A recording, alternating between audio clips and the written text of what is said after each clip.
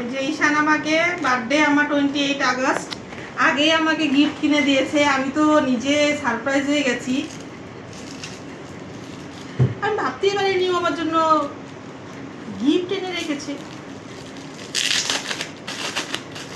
দেখা যাক।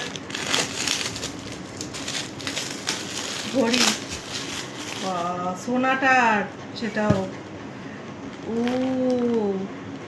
এতেই টাইপেরই হলো না, অন্যরকম।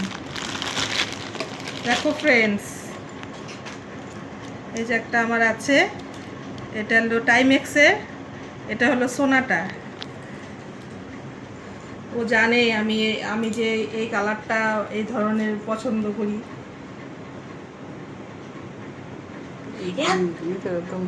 এত দাম, এত দামি।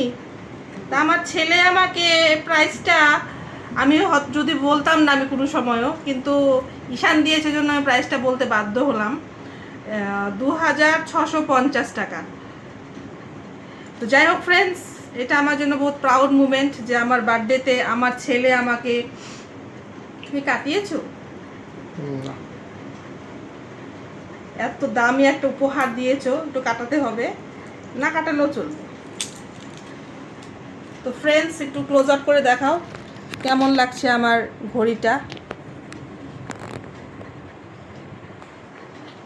এটা আমার ছেলে দিয়েছে, আমার বহুত স্পেশাল একটা উপহার, লাইফে সব থেকে বেস্ট উপহার। অনেক পছন্দ হয়েছে ফ্রেন্ডস। থ্যাংক ইউ ঈশানকে, অনেক অনেক ভালোবাসা এটা ঈশানের জন্য।